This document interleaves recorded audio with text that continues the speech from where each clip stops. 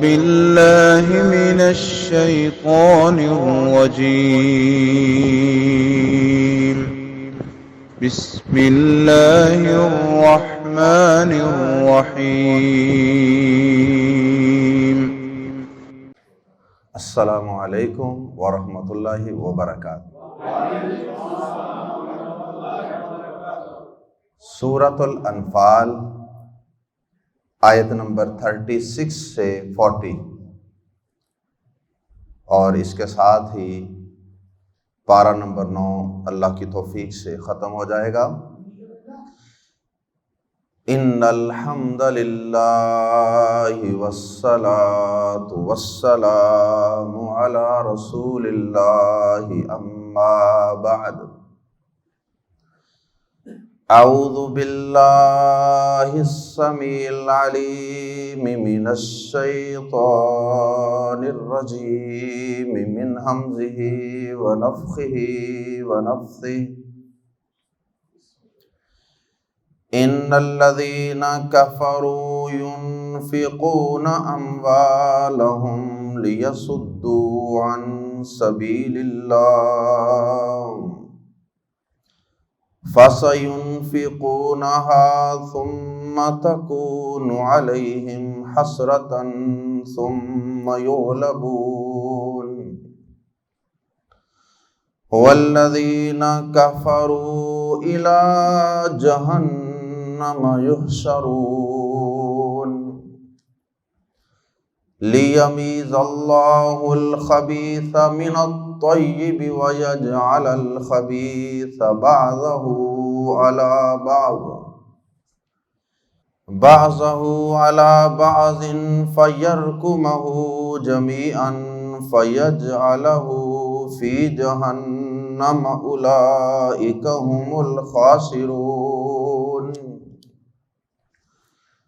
قل للذين كفروا إن ينتهوا يغفر لهم ما قد سلف وإن يعودوا فقد مضت سنة الأولين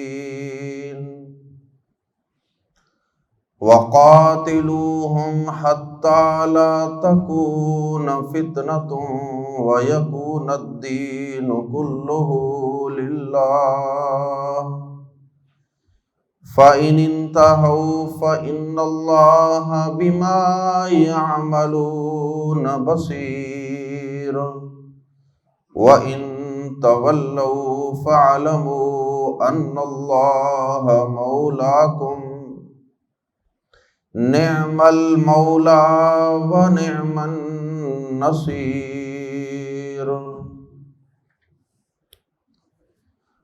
غزوہ بدر میں کفار مکہ کو بدترین شکست ہوئی اور وہ اپنے بڑے بڑے سرداروں کے لاشیں چھوڑ کر مکہ مکرمہ کو بھاگ گئے اور وہاں جا کے جو چند لوگ بچ گئے تھے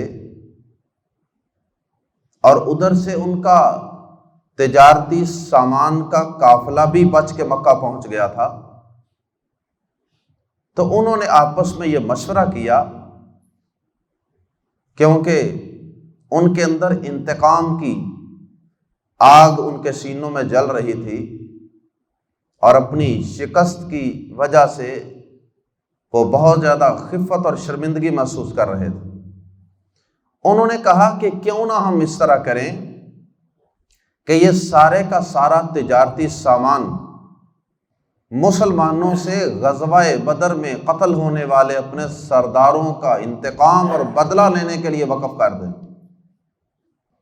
اور انہوں نے بڑے عزم اور ارادے کیے مسلمانوں سے بدلہ اور انتقام لینے کے لیے۔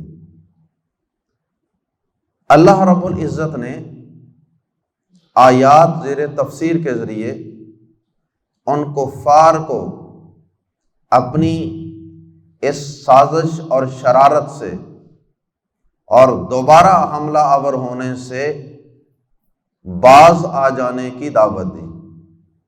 ان سے کہا کہ باز آ جاؤ، اگر تم دوبارہ اپنا مال اللہ کی راہ میں خرچ کرو گے، پہلے بھی تم خرچ کر چکے ہو، پوری فوج اور پورا لشکر تمہارا مسلح ہو کر مکہ سے آیا تھا، وسائل تو تم نے اس میں بھی بڑے خرچ کیے تھے، اور اب ایک دفعہ پھر تم اپنے اپنے حصے کا تجارتی ساز و سامان مسلمانوں کے ساتھ مقابلہ کرنے کے لیے وقف کرنے کے ارادے اور عزم کر رہے ہو۔ یاد رکھنا، مال تم بار بار خرچ کرو، جتنی دفعہ جی چاہتا ہے خرچ کر لو، لیکن یاد رکھنا یہ خرچ کیا گیا مال یہ حسرت و افسوس کا ذریعہ بنے گا، دنیا میں بھی اور آخرت میں بھی۔ اس لیے ایسا کرنے سے باز آ جاؤ، رک جاؤ، سنبھل جاؤ، درست ہو جاؤ۔ اور تمہارے لیے اگر ایسا کرو گے تو دنیا میں بھی ذلت و خواری کا عذاب ہے، حسرت و افسوس اور ندامت ہے، اور آخرت کے اندر بھی تمہارے لیے دردناک عذاب ہے۔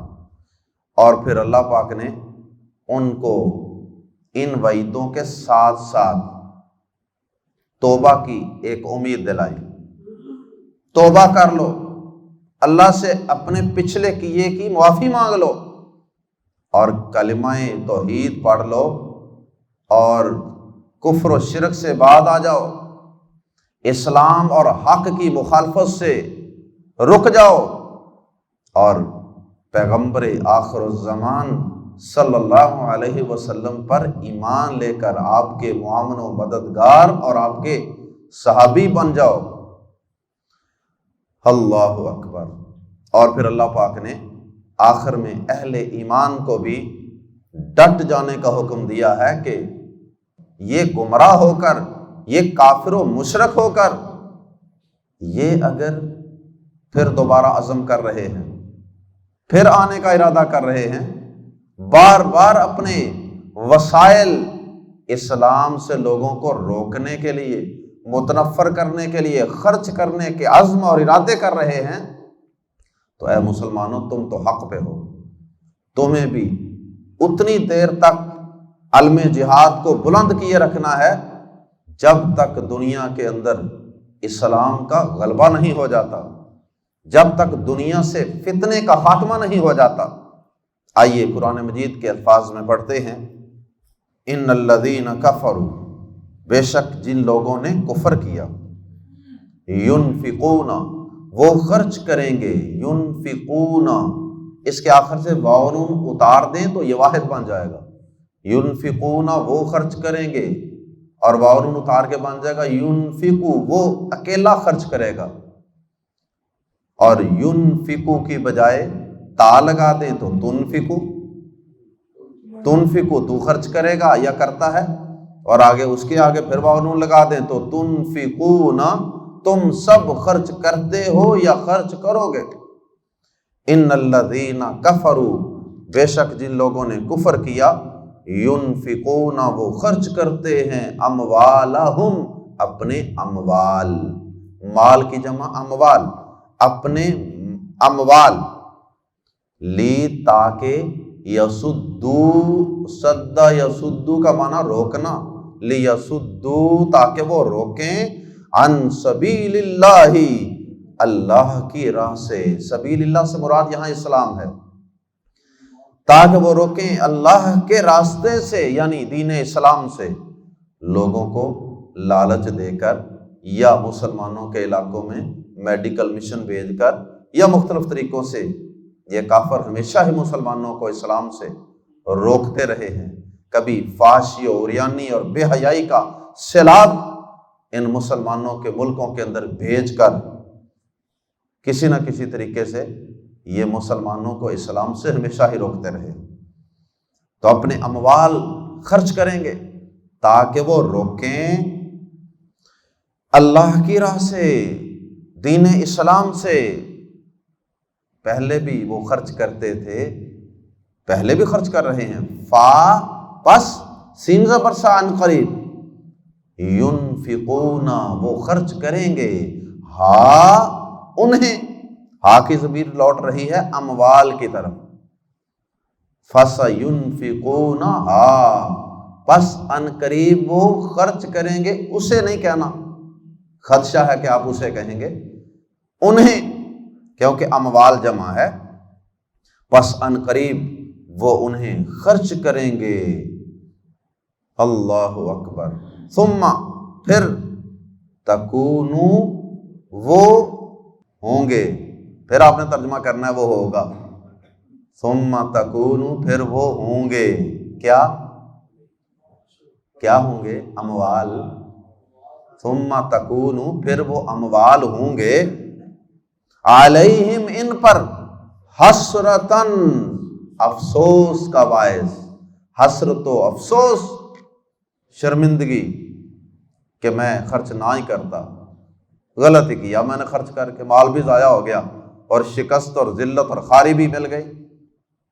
ثم تکونو، پھر وہ ہوں گے، علیہم، ان پر، حسرتن، باعث افسوس. ثم، پھر، یغلبون، وہ مغلوب ہوں گے. یغلبون فعل مجہول ہے. ثم یغلبون، پھر وہ مغلوب ہوں گے، یعنی اللہ پھر مسلمانوں کو غلبہ عطا فرما دے گا. اور یہ اللہ پاک کا وعدہ ہے ان مسلمانوں سے جو واقعی صحیح معنوں میں مسلمان ہیں. جب بھی مسلمان صحیح ایمان والے بنے، اللہ پاک نے کافروں کے اموال خرچ کرنے کے باوجود مسلمانوں کو غلبہ عطا کیا، کافروں کو مغلوب کیا، اور کافروں کا خرچ کرنا ان کے لیے باعث حسرت و افسوس بنایا. یہ ماضی قریب میں، چلیں 1500 سال پیچھے نہ جائیں، اللہ کے رسول صلی اللہ علیہ وسلم کے دور میں، آج کے دور میں بات کر لیں.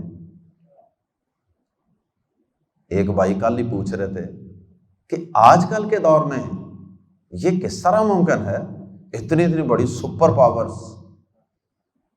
اللہ اکبر. یہ ایمان کی کمزوری ہو تو پھر اس طرح کی باتیں اور خیالات آتے ہیں ذہن میں. ماضی قریب میں آپ کے پڑوس میں اللہ پاک نے 2 بڑی سپر پاورز، جو اپنے آپ کو سپر پاور کہتی تھی، اللہ پاک نے ان کو ناکوں چنے چبوائے ہیں کہ نہیں. ایک کمزور سی چھوٹی سی ننھی مونی اسٹیٹ جن کے پاس کچھ بھی نہیں ہے، اللہ پاک نے ان کے ہاتھوں ذلیل و رسوا کر کے رکھ دیا. اور پوری اتحادی افواج اور بڑے ان کے بجٹ تھے باقاعدہ.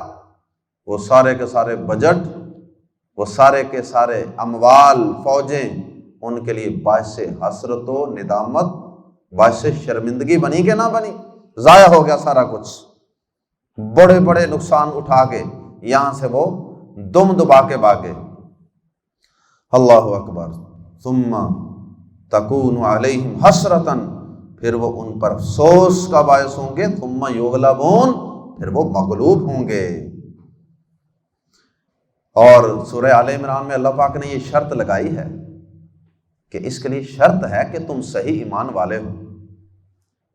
حالانکہ آج کل کے وہ مسلمان جنہوں نے اتنی بڑی سپر پاوروں کو شکست دی ہے، وہ اللہ کے رسول صلی اللہ علیہ وسلم کے صحابہ جیسے مومن تو نہیں تھے. اس کے باوجود بھی اللہ پاک نے اتنی مدد فرمائی.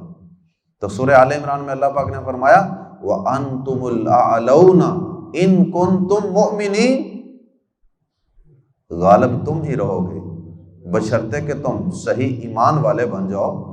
تمہارا ایمان، یقین اس طرح کا ہو جائے جس طرح کا صحابہ کو یقین تھا، جو بے سر و سامانی کی حالت میں بھی کہتے تھے اللہ کے رسول صلی اللہ علیہ وسلم ہم آپ کے آگے بھی لڑیں گے، آپ کے پیچھے بھی لڑیں گے، آپ کے دائیں بھی لڑیں گے، آپ کے بائیں بھی لڑیں گے، آپ کہیں گے ہم سمندروں میں کود جائیں گے.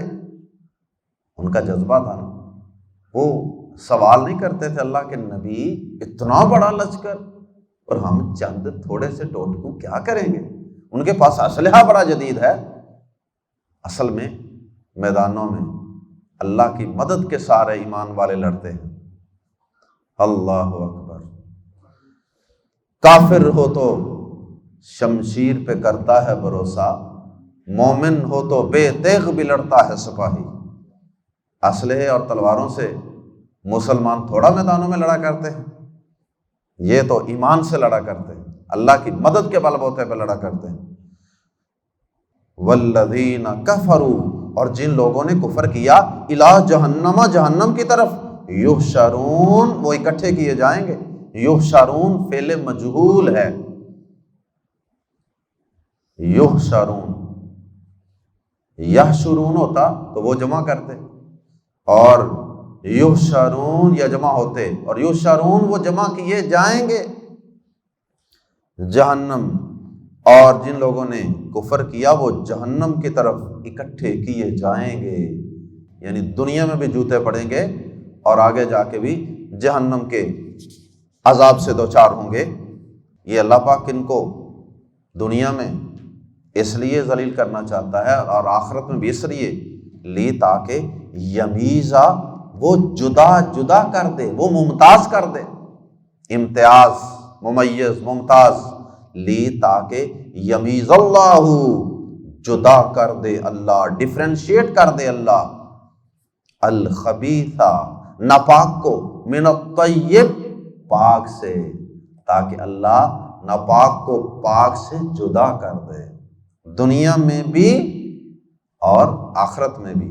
وَيَجْعَلَ الْخَبِيثَ، اور وہ رکھے، وَيَجْعَلَ، اور وہ رکھ دے، الْخَبِيثَ، ناپاک کو، بَعْضَهُ، اس کے بعض کو، عَلَى بَعْضٍ، بعض پر، تاکہ اللہ پاک خبیث کے بعض حصے کو اس کے بعض حصے پر رکھ دے، ایک خبیث نیچے، دوسرا اس کے اوپر، تیسرا اس کے اوپر، خبیثوں کو ایک دوسرے کے اوپر اکٹھا کر کے پھر اللہ کیا کرے، پھر یرکما، وہ فیرکما، پھر وہ ڈھیر بنا دے، اسے تہ بتہ کر دے یا ڈھیر بنا دے، اسے، کی ضمیر کدھر لوٹ رہی ہے، الخبیث کی طرف، جمیعا، اکٹھا، پھر اللہ اس سارے ڈھیر کو، پھر اللہ اس سارے ڈھیر کو اکٹھا کر کے کیا کرے، وَيَجْعَلَهُ، پھر اللہ اسے اکٹھا ڈھیر بنا دے، فَيَجْعَلَهُ، پھر وہ ڈال دے اسے، فی جہنم، جہنم میں، تاکہ اللہ اس سارے کو پھر جہنم میں ڈال دے۔ کئی علاقوں کے، کئی قبیلوں کے، کئی ملکوں کے کفار اتحادی فوج بن کے مسلمانوں پہ حملہ آور ہوتے ہیں نا، تو اللہ پاک ان سب کو ایک ڈھیر بنا دینا چاہتا ہے، کٹھے ان کو ذلیل و رسوا کرنا چاہتا ہے، دنیا میں بھی اور جہنم میں بھی اللہ ان کو ڈھیر بنا کے پھینکنا چاہتا ہے۔ اولئک خاسرون، یہ نقصان اٹھانے والے ہیں، اور اگر درمیان میں ہم اور الف لام لگ جائے تو اولئک هم الخاسرون، یہ لوگ ہی خسارہ پانے والے ہیں، یا سادہ ترجمہ کر سکتے ہیں یہی نقصان اٹھانے والے ہیں، یہی خسارہ پانے والے ہیں۔ قل، کہہ دیجئے اے نبی صلی اللہ علیہ وسلم، لامزرلی سے کن سے کہہ دیجئے، الذین کفروا، جنہوں نے کفر کیا۔ اب اے نبی صلی اللہ علیہ وسلم ان وعیدوں کے بعد ان کو امیدیں بھی تھوڑی سی دلا دے کہ ایک امید کی کرن بھی ہے، اللہ پاک کی رحمت کے دروازے کبھی بھی کسی کے لیے بھی بند نہیں ہوتے۔ قل للذین کفروا، آپ ان لوگوں سے جنہوں نے کفر کیا کہہ دیجئے، ان ینتہوا، ان اگر ینتہوا، وہ باز آ جائیں، نہیں عن المنکر، ینتہوا، وہ باز آ جائیں، یغفر، تو بخش دیا جائے گا، یغفر پہلے مجہول ہے، ان ینتہوا، اگر وہ باز آ جائیں، یغفر، بخش دیا جائے گا اللہم انہیں، ما، جو کچھ، قد، یقیناً، سلف، گزر چکا ہے، ما قد سلف، تو جو کچھ البتہ گزر چکا وہ انہیں بخش دیا جائے گا۔ یہ اللہ تعالیٰ کی رحمت ہے کہ نہیں؟ جو کچھ بھی اسلام کے خلاف انہوں نے کیا نا، سارا کچھ ہی بخش دیا جائے گا۔ اللہ اکبر، اللہ اکبر۔ صحیح مسلم شریف میں حدیث ہے، عمر بن عاص رضی اللہ تعالی عنہ کے فرماتے ہیں کہ میرا جب دل اللہ پاک نے اسلام کی طرف مائل کر دیا نا، پہلے تو اسلام کی مخالفت ہی کرتا رہا، اللہ پاک نے جب میرا دل بدل دیا نا، اسلام کی طرف مائل کر دیا، میں گیا نبی صلی اللہ علیہ وسلم کے پاس، جا کے کہا کہ میں آپ سے بیعت کرنا چاہتا ہوں، اپنا دایاں ہاتھ باہر نکالیے۔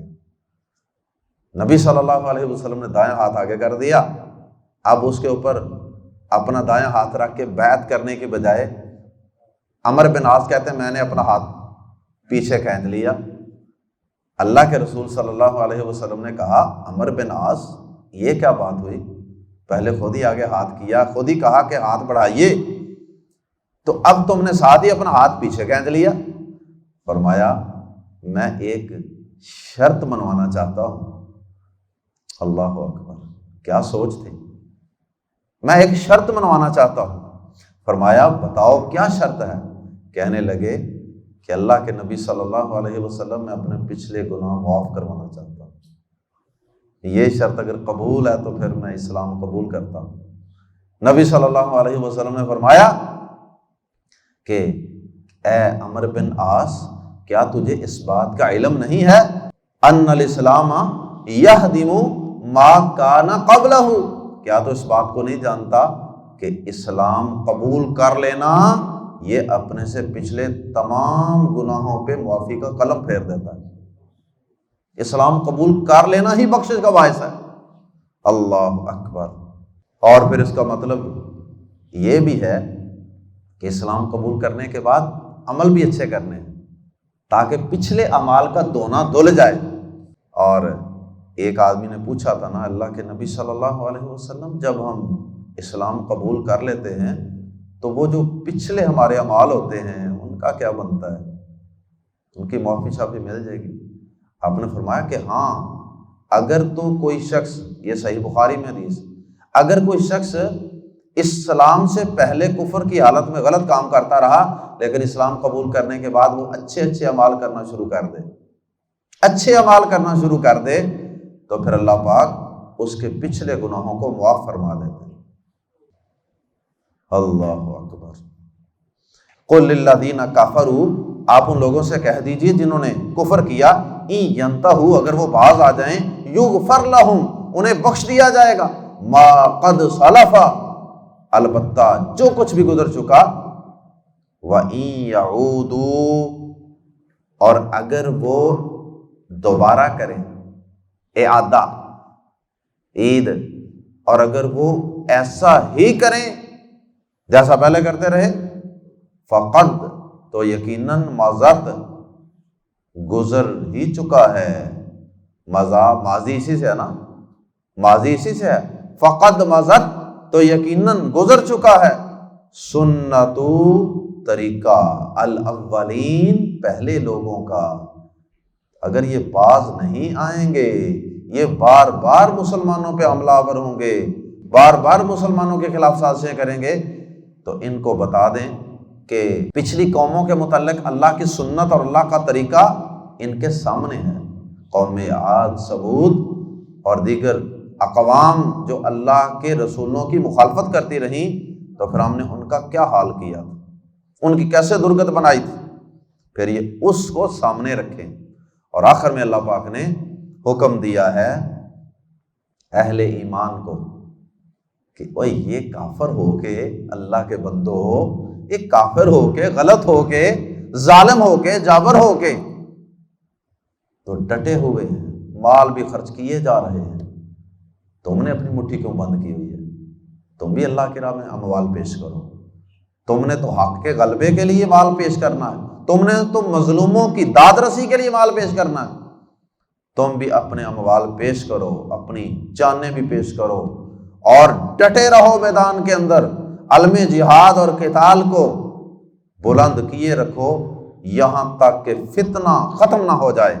وَقَاتِلُوا، اور لڑو، ہم ان سے، حتیٰ، یہاں تک کہ لا تکونا، نہ باقی رہے، فتنۃ، کوئی فتنہ، فتنہ کہتے ہیں کسی دھات، کسی میٹل کو لوہے کی بھٹی میں ڈال کے اس کو پگلا کے اس میں سے کھرا کھوٹا الگ الگ کرنا، تو اس برتن کو بھی فتنہ کہتے ہیں، اس بھٹی کو بھی فتنہ کہہ دیتے ہیں۔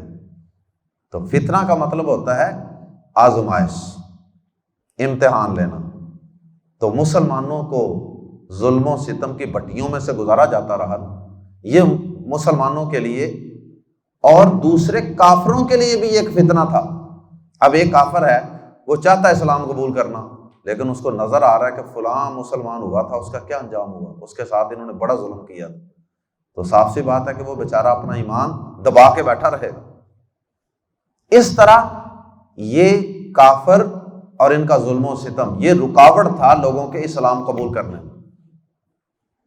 تو اللہ پاک نے کہا کہ جب تک وہ فتنہ ختم نہیں ہو جاتا، یعنی مسلمانوں کے اوپر ان کے ظلم و ستم ختم نہیں ہو جاتے اسلام قبول کرنے والوں پر، لوگوں کو ایک آزادانہ فضا میسر نہیں آ جاتی اسلام قبول کرنے کے لیے، تو اتنی دیر تک آپ جہاد کرتے رہیں تاکہ لوگ آزادانہ طریقے سے فیصلہ کر سکیں کہ انہوں نے اسلام قبول کرنا ہے یا نہیں کرنا۔ اسلام تو یہ کہتے نہیں کہ زبردستی مسلمان بناؤ، لا اکراہ فی الدین، سورۃ البقرہ۔ اسلام قبول کروانے میں جبر تو ہے ہی نہیں، لیکن اسلام یہ کہتا ہے کہ کم از کم آزادی تو دیں، اور آزادی ان کافروں کا بڑا نعرہ ہے، بڑا سلوگن ہے، بڑا موٹو ہے، لیکن یہ اللہ کی قسم یہ نعرہ ان کا کھوکھلا، جھوٹا اور مکر و فریب میں مبنی نعرہ ہے۔ کوئی آزادی نہیں، آزادی کے معیار بھی ان کے اپنے بنائے ہوئے ہیں، جہاں مسلمانوں کی باری آتی ہے وہاں کوئی آزادی نہیں، اور جب اپنی عیاشی کی بات آتی ہے پھر کہتے ہیں یہ آزادی ہونی چاہیے۔ اللہ اکبر۔ تو مسلمانوں کو آزادی ہونی چاہیے، کسی کافر کو بھی آزادی ہونی چاہیے کہ وہ مسلمان ہونا چاہتا ہے تو اس کو ظلم و ستم سے دوچار نہ کیا جائے۔ یہ مراد ہے لا تکون فتنہ سے، اور فتنہ سے مراد کفر و شرک بھی ہے۔ یہ بھی مطلب ہے کہ جب تک کفر و شرک کمزور نہیں ہو جاتا، اس کا اقتدار اور اس کا غلبہ، وہ تسلط ختم نہیں ہو جاتا، کفر و شرک رہنا چاہتا ہے تو رہے، لیکن مغلوب ہو کر نیچے لگ کے رہے، جزیہ دے کر کافر رہیں مسلمانوں کی حکومت کو۔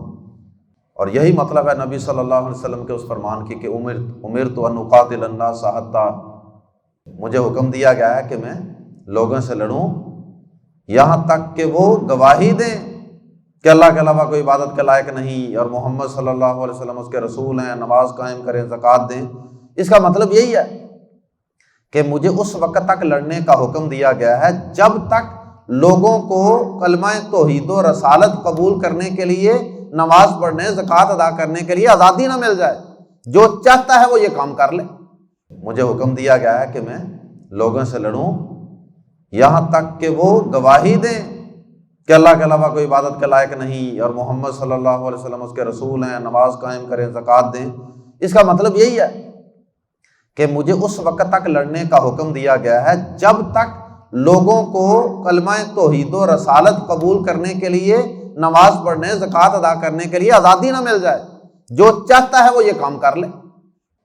وَقَاتِلُوهُمْ حَتَّى لَا تَكُونَ فِتْنَةٌ، اور ان سے لڑو یہاں تک کہ کوئی فتنہ باقی نہ رہے، وَيَكُونَ الدِّينُ كُلُّهُ لِلَّهِ، اور دین سب کا سب اللہ کے لیے ہو جائے۔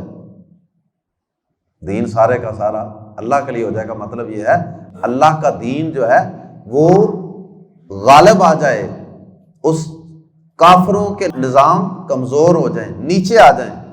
فَإِنٍ پس ان اگر انتہو وہ باز آ جائیں، فَإِنَّ اللَّهَ تو یقیناً اللہ بازربی کو ما جو یعملون وہ کر رہے ہیں بصیر خوب دیکھنے والا ہے۔ تو یقیناً جو کچھ وہ کر رہے ہیں نا، اللہ اس پہ خوب نظر رکھے ہوئے ہے۔ مسلمانوں پریشان ہونے کی ضرورت نہیں ہے، جو بھی شرارتیں سازشیں کریں گے اللہ دیکھ رہا ہے، اور یہ بہت بڑا حوصلہ ہے مسلمانوں کو۔ وَإِن تَوَلَّوْا اور اگر وہ منہ موڑ لیں، فَاعْلَمُوا تو جان لو، اسلام سے منہ موڑ لیتے ہیں، اسلام قبول نہیں کرتے، توبہ والی راہ اختیار نہیں کرتے، باز آنے والا آپشن وہ اختیار نہیں کرتے، فَاعْلَمُوا تو جان لو ان اللہ کہ یقیناً اللہ مولاکم تمہارا دوست ہے۔ مسلمانوں پریشان کیوں ہوتے ہو؟ نہیں باز آتے تو کیوں پریشان ہوتے ہو؟ اپنے حوصلوں کو پست نہ کرو، اس لیے کہ تمہارے ساتھ اللہ ہے۔ جس کے ساتھ اللہ ہو اس کو پریشان ہونے کی بلا ضرورت ہے؟ نعم المولا، وہ بہت ہی اچھا دوست ہے۔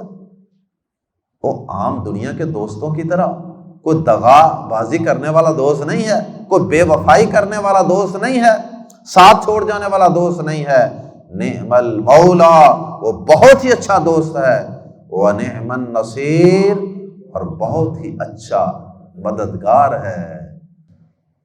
سبحانک اللہم وبحمدک، اشہد ان لا الہ الا انت، استغفرک واتوب الیک۔